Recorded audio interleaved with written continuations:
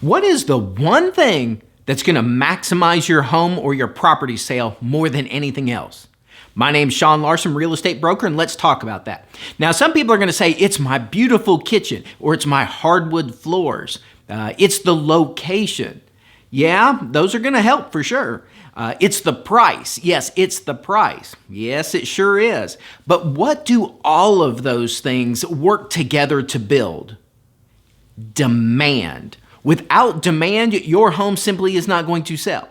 Without demand, nothing sells. So what you have to do is you have to look at your property as a package or as a product. What is going to make a high demand for this? And it is going to be that beautiful kitchen. It's going to be that awesome location. We've heard it all our lives. Location, location, location is the key to real estate. It drives the price. Well, it drives the price if that particular location is high in demand. So for instance, if you go way out in the middle of nowhere, location doesn't apply, right? And that's kind of what it means is location is that you are in the heart of demand, and that's what drives the price. It drives the value. It drives the price. Everybody wants it. It's scarce. There aren't many of them. It's the only property like that. So when it comes time to market your home, you want all of those factors to play a part to drive that demand. Now, some sellers will say, well, I want to price my home for this and all I need is one buyer. Yeah, that's true. All you need is one buyer. And in the end, only one buyer is going to buy the home for this transaction. But what do you think that price is going to look like or that value is going to look like if only one person wants it? That's right. You don't have much demand. There is no reason for that one buyer to go ahead and pay that price that you want. And you can say as a seller, sure, well, that's my price. If they want it, they're going to have to pay it. Well, you can take that stance, but you still have not created demand. Now, there might be a 1 in a million chance somewhere and it works out and somebody just wants that niche property and that's great. But that one scenario isn't providing us an example for how the market works as a whole. Because most people are working in a market where they want a lot of buyers to consider their home, to drive the demand, to increase the value, and increase the price they're going to receive for the property.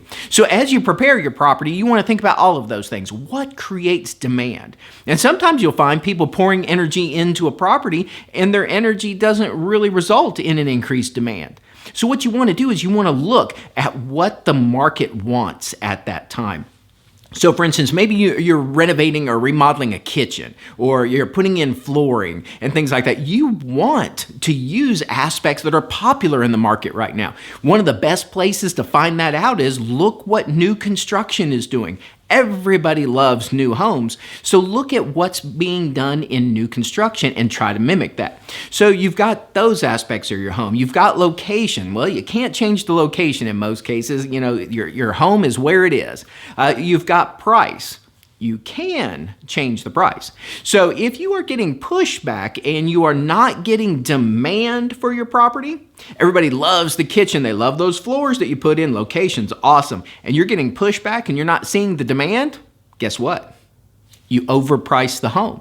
So see, you are hindering your own demand. You did the other things great. The home looks great. Everybody loves it, but it's not moving. Well, you overpriced it. So see, you are hindering your demand. So it takes all of these aspects of a home to make it marketable. So there are kind of two parts of the equation to really get the home to sell and create that demand. One, you got to create the stuff.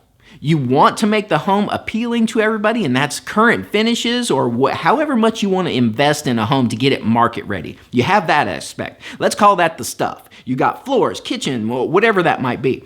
And then you have exposure. Because if you do the first part and you make everything exactly like the market wants, and nobody knows about it, how much demand is there going to be? None.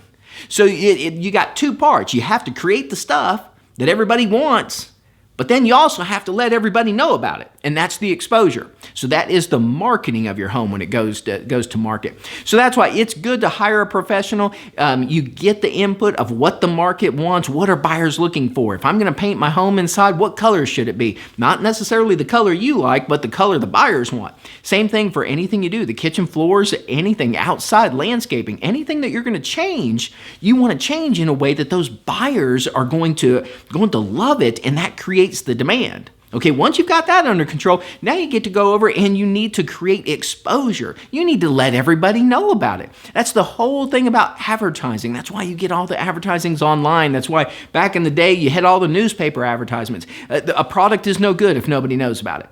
And so your real estate professional, preferably me, could go ahead and market that for you. So we get the stuff ready and then we market it. We let as many people know as we want because we want as many competing buyers as we can. And that drives the demand, which drives the value, which drives the price. And that makes you as a seller the winner.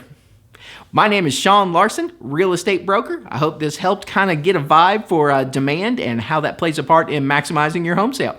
If I can help out with anything, by all means, reach out and I'll be happy to take great care of you. Thanks so much.